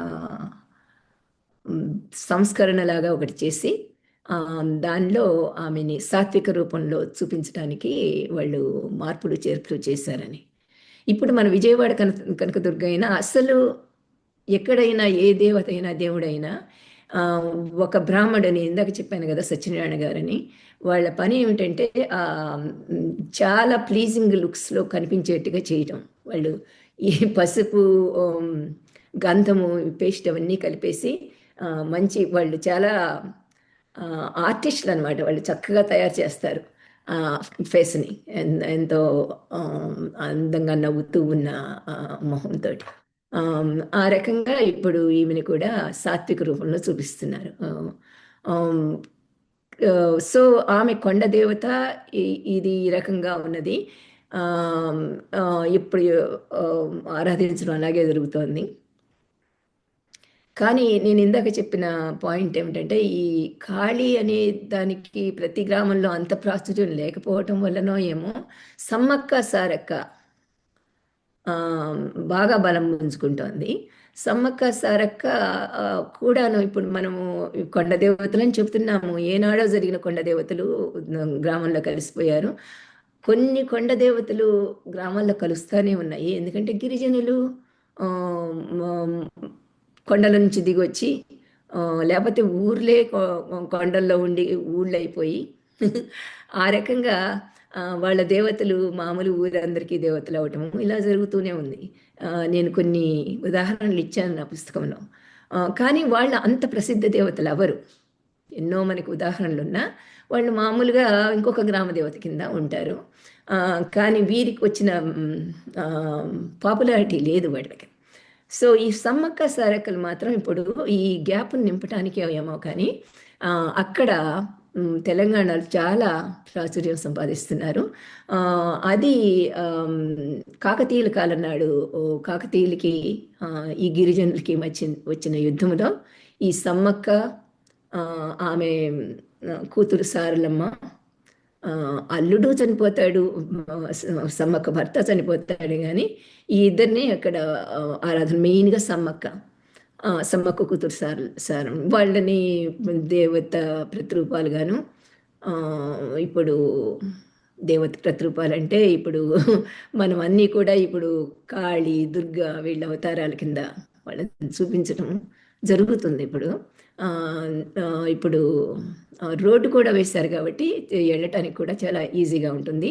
అంతేకాకుండా ఇప్పుడు ఈ ప్రాచుర్యం చెందిన దేవతలు ఏమవుతారంటే, ఇందాక దుర్గ విషయంలో కూడా నేను చెప్పలేదు కానీ ఎన్నో చోట్ల ఈవెన్ విశాఖపట్నంలో కూడా కనకదుర్గ రూపాలు, ప్రతిరూపాలు వెలుస్తూ ఉంటాయి. అక్కడ ఎవరి మీదకు ఆమెను ఆవహించడము, లేకపోతే ఇక్కడికి వచ్చి వాళ్ళు ఆ దేవత విగ్రహం కావాలని తీసుకొని వెళ్ళి అక్కడ ప్రతిష్ఠించడము ఇలా జరుగుతుంటాయి. ఆ ఆ రకంగా ఈయన శాటిలైట్ దేవతలు వెలుస్తుంటారు. అదే దేవత బ్రాంచెస్ అనమాట. సో ఈ సమ్మక్క సారక్క కూడా అదే జరుగుతూ ఉంది ఇప్పుడు. ఆ, ఇక్కడ ఎక్కువ జనము వేల కొద్దీ అక్కడికి వెళ్ళి పట్టణంత వాళ్ళు ఉంటే అందరూ అంత కష్టపడి వెళ్ళలేరు కాబట్టి ఆ దేవాలయాలు వేరే దగ్గర ఏర్పరచుకొని అక్కడ పూజలు చేసుకుంటున్నారు. సో ఆ రకంగా మన కళ్ళ ముందే జరుగుతున్నది మార్పు ఏమిటంటే ఈ కొండ దేవత మామూలు దేవత ఎలా అయింది ఆ, జనాలకి లో ప్రాచుర్యం ఎలాగా సంపాదించింది అనేది మన సమ్మలక్క సారక్క ఉదాహరణ బాగా సమ్మక్క సార్లక్క ఉదాహరణ ద్వారా మనం తెలుసుకోవచ్చు. ఆ, థ్యాంక్ యూ. అది ఇంకోటి ఏం చెప్తోందంటే మనకి ఎప్పుడో జరగటమే కాదు, ఏదైనా ఆ మార్పులు జరుగుతూనే ఉన్నాయి. ఇప్పుడు కూడా మనం చూస్తూ ఉండగానే ఇంకా ముందు కూడా జరుగుతూ ఉంటాయి.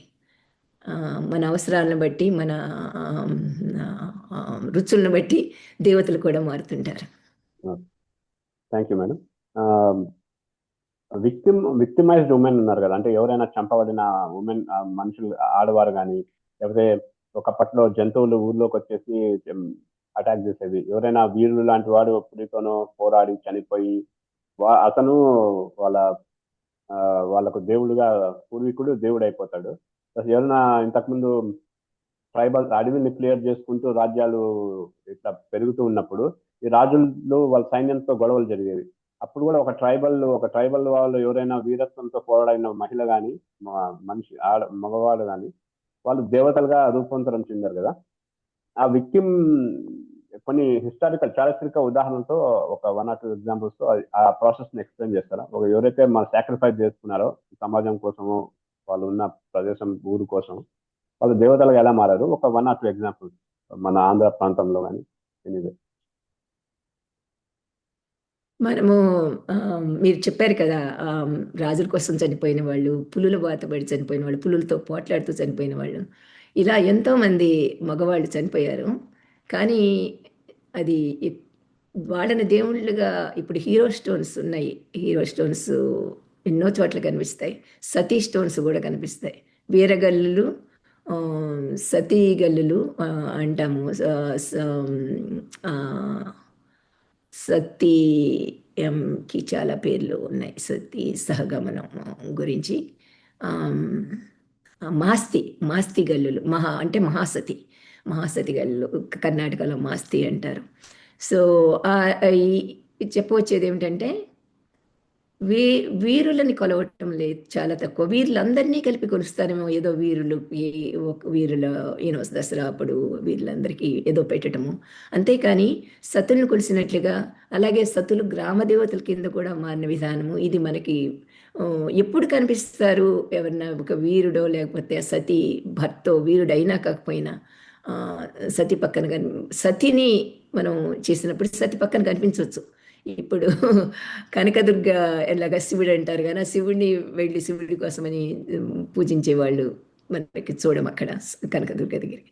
ఇదే పద్ధతిలో వీళ్ళు కనిపిస్తారు కానీ వాళ్ళని ఆ, పూజించటం అనేది కనిపించదు. ఎందుకు ఇది వచ్చింది అని అనుకుంటే, తరచి చూస్తే ఎందుకు ఈ పూజాది కలన్నీ ఆడవారికే జరుగుతున్నాయి, మగవాళ్ళకి ఎందుకు జరగటం లేదు, ఏమి కారణాలు ఉన్నాయి అని మనం ఆలోచించి మనం తరచి చూస్తే తెలిసే విషయం ఏమిటంటే, ఈ అకాల మరణం పొందిన ఈ దేవతలు ఆడవారు, ఇది పితృస్వామిక విలువలని పాటిస్తూ చనిపోయిన వారు. ఈ పితృస్వామిక విలువలు అని మనం అన్నప్పుడే ఆడవారికి మగవారికి ఒకే స్థానం లేదు. ఆడవారి నుంచి ఆశించేది చాలా ఎక్కువ. ఆడవారు కన్యత్వం పోకుండా కాపాడుకోవాలి. అలాగే పెళ్లి చేసుకున్నాక కూడా భర్తకి అంకితమై ఉండాలి. భర్తకి, పిల్లలకి ఏదైనా చేయడానికి వెనుకాడకుండా ఉండాలి. ఇన్ని ఎక్స్పెక్టేషన్స్, ఇన్ని బాధ్యతలన్నీ, బరువు బాధ్యతలన్నీ ఆమె నెత్తి మీద ఉన్నాయి. ఆమె ఇవన్నీ ఓర్చుకొని సహనశీలిగా ఆమె చేస్తుంది అనేది అందరికీ తెలుసు. అది ప్రూవ్ చేసుకోవడానికి కూడా భర్తతో సహగమనం చేసింది. అంటే నా భర్త ప్రాణాలను నేను నిలపలేకపోయాను, అది నా బాధ్యతే అని నెత్తి మీద ఎత్తుకొని ఆమె, అతను ఎందువల్ల చనిపోయినా కూడా ఆమె చనిపోయింది అనేది అందరికీ తెలిసిన విషయం. ఆమె చనిపోవాల్సిన అవసరం లేదు. ఇప్పుడు భర్త అంటే పులి బతిపడ్డాడు, పులితో చేస్తా సరే. అలాగే రాజుకి అది మగవాడి పని చేయాలి, చేస్తున్నారు. సో అది పితృస్వామికి విలువల వల్ల కాదు, సమాజంలో ఎక్స్పెక్ట్ చేసిన దాని వల్ల కాదు. సో ఈ సమాజం ఆడవారి నుంచి ఎక్కువ ఎక్స్పెక్ట్ చేస్తుంది. అది మీట్ అయ్యి ఇవన్నీ ఇంత సహనంతో చేస్తున్న వీళ్ళ శక్తి అంతా ఏమైపోతుంది? ఆ శక్తి వాళ్ళు చనిపోయాక కూడా అది ఏ రకంగా మనం ఉపయోగించుకోవచ్చు? అలా ఉపయోగించుకోకపోతే ఆ శక్తి ఏ రకంగా మనని హాని చేయొచ్చు? ఇవన్నీ ప్రశ్నలు ఉన్నాయి. ఆమెని ఇప్పుడు గ్రామదేవతకి కానీ కోపం తెప్పిస్తే ఏం చేయిస్తుంది? ఆమె పవర్ఫుల్. ఆమె ఏదైనా చేయగలదు. ఆమె తలుచుకుంటే అన్నీ ఇవ్వగలదు. కోపం వస్తే అన్నీ తీసుకోగలదు. అదే ఇది ఇక్కడ కూడా వర్క్ అవుతుంది. సో ఇంత సహనంతో ఇంత శక్తి చూపించిన ఈ మహిళ చనిపోతే ఆమె శక్తిని కానీ మనం వెళ్ళి ఆరాధించి వేడుకోకపోతే ఏదైనా చేయగలదు మనని. ఆమె కోపం తెప్పించకూడదు అనేది ఇందులో కనిపిస్తుంది. ఈవెన్ కన్యల్ని ఆరాధించినప్పుడు కూడా అదే జరుగుతుంది. Okay, thank you.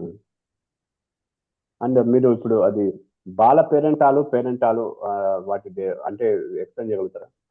ఏంటి అది? మళ్ళీ అడగండి. అది ఆ బాల పేరెంటాలు ఏమి, వాటి గురించి ఎక్స్ప్లెయిన్ చేయగలుగుతారా? తేడాలు ఏమిటి? మనము నేను ఇక్కడ ఈ సతీ పేరెంటాల గురించి, సతిని గురించి చెప్పినప్పుడు సతి చరిత్రలోకి వెళ్ళి మాట్లాడతాను. మనకి అసలు సతీ ఆచారం అనేది ఎప్పుడు మొదలైంది అనేది చూసుకుంటే అది దానికి మన పేరెంటాలు అనే దానికి తేడా ఏమిటి అనే విషయం చెప్తూ పేరెంటాల గురించి చెప్తాను. అది పేరెంటాల స్పెషల్గా ఎందుకు ఉన్నది అని చెప్పడం కోసం సతీ ఏంటో ముందు కొంచెం 4 ముక్కల్లో చెప్తాను. మామూలుగా సతీ రాజస్థాన్లో మొదలైన ఆచారము అనేది అందరూ అనుకునే విషయము. దాని మీద రాజస్థాన్ సతీ ఆచారాల గురించి ఒక ఆమె చాలా విపులంగా దాని మీద పరిశోధన చేసి ఆమె పుస్తకం రాసింది. ఆమె నా స్నేహితురాలే, ఇక్కడే ఈ అమెరికాలోనే టీచ్ చేసి ఆమె కూడా రిటైర్ అయిపోయింది. సో ఆమె రాసిన పుస్తకము నేను ఇందులో చర్చించాను. అది కాకుండా ఇంకా ఆచారాలు ఎక్కడున్నాయా, దీనికి ముందున్నాయా, వెనుకున్నాయా అవన్నీ చూసుకుంటే ఇప్పుడు రాజస్థాన్ సతీ ఆచారం అనేది మొదలైనప్పుడు మాత్రము ఎన్నో తెగలలో ఈ తెగలన్నీ యుద్ధాలు జరుగుతుండేవి ఆ రోజుల్లో. జరుగుతూనే ఉన్నాయి. ఈ యోధులు చనిపోయినప్పుడు ఏమవుతుంది, అందులో ఒక రాజు ఇంకొక రాజు మీద యుద్ధంలో గెలిచినప్పుడు ఆ రాజ్యానికి వెళ్ళి మొట్టమొదటి వాళ్ళు చేసేదంటే ఆడవాళ్ళని ఇచ్చేయటం. వాళ్ళని బలవంతమైనా చేయొచ్చు, లేకపోతే వాళ్ళని తీసుకొచ్చి వీళ్ళ హేరంలో వీళ్ళ దీనిలో కలుపుకోవటం. ఆడవాళ్ళ పరిస్థితి చెప్పనక్కర్లేదు. అందుకని ఈ పరిస్థితిలో పడటం అవసరమా అనుకొని చనిపోయిన వాళ్ళు ఎన్నో తెగల్లో ఉన్నారు, మన రాజస్థాన్లోనే కాదు. సో అలా కాకుండానే ఈ పితృస్వామిక విలువలు అనేది ఒక మన వైదిక ఆచారమే కాదు, వైదికులే మొదలు పెట్టలేదు పితృస్వామిక విలువలు. అది చూస్తే అనేక సమాజాల్లో కనిపిస్తుంది. ఒక్క సమాజం మన ఇండియాలో చెప్పాలంటే మనకి ఇప్పుడు తమిళ సమాజంలో, మన సౌత్లో దక్షిణాదిలో తమిళ సమాజంలో మనకి శిల్పాధికారం మణిమేకలై ఉన్నాయి. అందులో చూస్తే వాళ్ళ ఆచారాలు అవి కూడాను కన్యకి ఎంత శక్తి ఆపాదిస్తారంటే ఆ శక్తిని మనము అనంకు అని పిలిచేవాళ్ళు. ఆ కన్య ఆ శక్తిని ఉంచుకోవాలి అంటే ఆమె పెళ్ళయ్యే వరకు కూడా కన్యాత్వం పాటించాలి. అలాగే ఈ కన్యకి ఇంత శక్తి ఉన్నది, ఆ శక్తిని ఉంచుకోవాలనే ఉద్దేశంతోనే అనుకుంటాను వేరే నేపాల్లో కానీ బెంగాల్లో కానీ అలాగే ఉత్తరాదిన కొన్ని వెస్టర్న్ అక్కడ కూడాను ట్రెడిషన్స్ ఏమున్నాయంటే కన్యగా ఉన్నప్పుడు ఆమె దేవత అని చెప్పేసి ఆమెను పూజలు జరుపుతారు. నేపాల్లో అయితే ఒక కన్యని ఎన్నుకొని మరి పూజలు చేస్తారు ఆమె దేవత కింద. ఆ కన్యత్వం ఉన్నంత వరకే ఆమెకి ఆ పూజలు. ఒక వయసు దాటితే అదే ఒకసారి పెళ్ళయింది అంటే ఆమె కన్య కాదు కాబట్టి ఆమె వచ్చి అప్పుడు దాకా ఆమె ఎవరికి దండం పెట్టాల్సిన పని లేదు. ఉత్తరాదిలో ఎప్పుడు కాళ్ళకి దండాలు పెట్టడం చాలా అవసరం కదా. ఆమె ఒక్కసారి పెళ్ళయితే మాత్రం ఆమెకు వాళ్ళు దండం పెట్టడం, ఆమె వచ్చి అప్పుడు తల్లిదండ్రులకు దండం పెడుతుంది, అప్పుడు అత్తమామలకు దండం పెడుతుంది. సో ఆమె కన్యాత్వం పోతే ఆమె పవర్ కూడా పోయినట్టుగా చూస్తారనమాట. సో చెప్పొచ్చినది ఏంటంటే ఇవన్నీ కూడా ఈ పితృస్వామికి విలువలు ఆడవారి మీద పెట్టిన ఈ ప్రెషరు ఇది ఎంత ఇది అని చెప్పేసి, ఇది యాక్చువల్గా చూస్తే గ్రామదేవత స్వతంత్ర దేవత, ఆమె ఫలప్రదాయని. ఆమె ఏంటంటే జీవం ఇవ్వడమే ఆమె పని. ఆమెకి పెళ్ళి అయినదా కాదా అనేది ప్రశ్న కాదే కాదు అక్కడ. సో దానికి ఇక్కడ ఏంటంటే పెళ్ళయ్యే వరకు నీ కన్యాత్వం నిలుపుకోవాలనే దానికి చాలా విరుద్ధం. ఆ విరుద్ధమైన ఆచారాలు ఉన్నా కూడాను ఈ కన్య ఏదైనా అకాల మరణం పాలైతే ఆ కన్యత్వానికి ఏమవుతుంది, ఇంత శక్తి ఏమైపోతుంది? అది ఆమెని ఏదైనా ఒకసారి అనుమానించినప్పుడు వీళ్ళు చంపేసిన ఆమె చంపేయడానికి చచ్చిపోవడానికి దోహదపడినా కూడా ఇంకా వీళ్ళతో పడలేక వెళ్ళిపోయి ఏ నూతిలోనో గోతిలోనో దిగిన ఆ తర్వాత వచ్చే పరిణామాలు ఏమిటి అని తలుచుకొని భయపడి కూడాను ఆమె పూజించడం జరుగుతుంది. అలా పూజించడం జరిగినప్పుడు కొన్ని దేవతలు గ్రామ దేవతతో కలిసిపోతాయి. ఈ పితృస్వామికి విలువలు అక్కడ ఈ గ్రామ దేవత ఇది రెండు కలగలిసిపోతాయి అన్నమాట, ఆపోజిట్ అయినా కూడా ఒక్కోసారి. సో అది జరుగుతూ ఉంది. Thank you madam. ఇది ఇంకో ఒక దేవత ఏంటంటే అమ్మోరు అనేది మా చిత్తూరు జిల్లా అటు కొన్ని చోట ఫేమస్ ఉంటుంది. అమ్మోరు మీకు సినిమా గుర్తుందా? సౌందర్య ఒకటి ఉంటుంది. తెలియదండి, విన్నాను నేను చాలా మంది చెప్పారు. అమ్మోరు అంటే ఇట్లా కొంచెం మనకి ఇట్లా యూ షేప్ లో ఉంటది, ఇక్కడ గ్రౌండ్ మీద నుంచి ఒక ఇదిలాగా సేమ్ కాళీదేవి లాగా నాలుగు ఇట్లా ఉంది ఉంటది. మీకు ఏమైనా ఐడియా ఉందా అమ్మోరు యొక్క హిస్టారికల్ ఆస్పెక్ట్స్ ఏమన్నా? అంటే నేను సినిమా గురించి మాత్రం, సినిమాలు మాకు చాలా దూరం ఉన్నాయి. అంటే నేను చూడటానికి కూడా నాకు టైం ఉన్నా చూసేదాన్నేమో కానీ అవి దానికి నేను సినిమాలు చూడటం తక్కువే. అందులో తెలుగు సినిమాలకి నాకు తెలియనే కాదు. ఈ సినిమాలైనా నేను ఆ లోకంలో లేను. కానీ విన్నాను, నేను ఇండియా వచ్చినప్పుడు చెప్పారు, అందులో ఈ పుస్తకం గురించి చెప్తున్నాను కాబట్టి ఎవరో సజెస్ట్ కూడా చేశారు, అమ్మవారు అని పెట్టొచ్చు కదా మీదని. అవును, అమ్మవారు అనేది కూడా విన్నాను. కొన్ని ప్రాంతాల్లో దేవతని కథల్లో కూడా నేను సేకరించినప్పుడు అమ్మవారు అన్నారు, అమ్మవారు అని కొన్ని చోట్ల అన్నారు. కానీ అమ్మవారు అని పెట్టడానికి అదొక్కటే కాదు, ఇందులో ఎన్నో విషయాలు చర్చించాను అని. ఇప్పుడు ఒక ప్రాంతానికే కదా, అన్ని ప్రాంతాలకి సరిపోవాలి కదా అని చెప్పేసి అది పెట్టలేదు. కానీ విన్నాను దాని గురించి. చిత్తూరు జిల్లాలో కూడా కొన్ని గ్రామ దేవతల గురించి ఇందులో చర్చించాను. నా ఉద్దేశము ఇది తెలుగు ప్రాంతాలన్నిటికీ కూడా అక్కడ ఉదాహరణలు తెలుగుదేశం అంతటా అక్కడ కొన్ని ఉదాహరణలు తీసుకొని ఎన్ని రకాల గ్రామ దేవతలు ఉన్నారు అని చూపించడమే నా ఉద్దేశం. ప్రతి గ్రామానికి వెళ్ళలేదు కానీ ఇలాగ ఉదాహరణలుగా కొన్ని అన్ని ప్రాంతాలని కలిసేట్టుగా చూశాను. ఓకే, థ్యాంక్ యూ పద్మ గారు. ఇప్పుడు లాస్ట్ నా ఫైనల్ ఏంటంటే, ఇప్పుడు మీరు సమ్మరైజ్ చేయాలనుకుంటే మీ మొత్తం వర్క్ని, గ్రామ దేవతలు అనే వర్క్ మొత్తాన్ని మీరు సమ్మరైజ్ చేయాలనుకుంటే ఒక 5 minutesలో జనాలు what are the take home messages for the audience? ఏం గుర్తుపెట్టుకోవాలి గ్రామ దేవతలు అనగానే? మనకు ఒక 5 points చెప్పాలనుకుంటే ఏంటి, మనం ఏం నేర్చుకున్నాం? గ్రామ దేవతలు చరిత్ర అందరి చరిత్ర కంటే చాలా వెనక్కి వెళ్ళే చరిత్ర ఉన్నది. మామూలుగా అనుకునేది లక్ష్మీ పార్వతి సరస్వతి వీరికి చరిత్ర ఉంది కానీ గ్రామదేవతకి చరిత్ర లేదు అని అనుకుంటారు కదా. కానీ యాక్చువల్గా గ్రామదేవతకున్న చరిత్ర ఏ దేవతలకు లేదు. ఎక్కడో అనాది కాలం నుంచి వచ్చిన గ్రామదేవత. ఆ గ్రామదేవత ఇప్పటి వరకు వచ్చిన ఎన్నో చేర్పులు మార్పులు అన్నీ కలుపుకుంటూ వచ్చింది. ఆ మార్పులు చేర్పులు మార్పులు ఒక గ్రామ దేవతగానే ఆమ్, ఆరాధించటంలో వచ్చిన మార్పులు చేర్పులే కాకుండాను ఆమ్, వేరే మతాలు మన ఇండిక్ రిలీజియన్స్ అన్నీ అంటే మన భారతదేశంలో ఆమ్, ఆమ్, మొదలైన మతాలన్నీ కూడాను ఆ, ఈ గ్రామ దేవత మీద ఆధారపడిన మతాలే. ఆ గ్రామ దేవత మీద ఆధారపడకపోతే సామాన్యానికి వారి చేరుకోలేకపోయేవారు. ఆ విధంగా గ్రామ దేవత ఆ, తోడ్పాటు వారికి అవసరమైంది. ఇది అందరూ గుర్తుంచుకోవాల్సిన విషయం. Okay. Thank you, madam. Thanks again for accepting the podcast request and thanks for the time. మీకు ఒకవేళ మీకు నెక్స్ట్ ఫిబ్రవరిలో ఫ్రీ ఉంటే you can discuss that second part. నేను మీకు ఈమెయిల్ చేసిన దాంట్లో బుద్ధిజం ఇన్ కృష్ణా వ్యాలీ. మనం బుద్ధిజం ఆంధ్రాలో క్రీస్తుపూర్వం ఎలా ఉండింది అనేది ఒక నెక్స్ట్ దాంట్లో చూద్దాము. మళ్ళీ ఎలా డిక్లైన్ అయింది అనేది ఒకసారి నెక్స్ట్ ఎపిసోడ్లో చూద్దాము.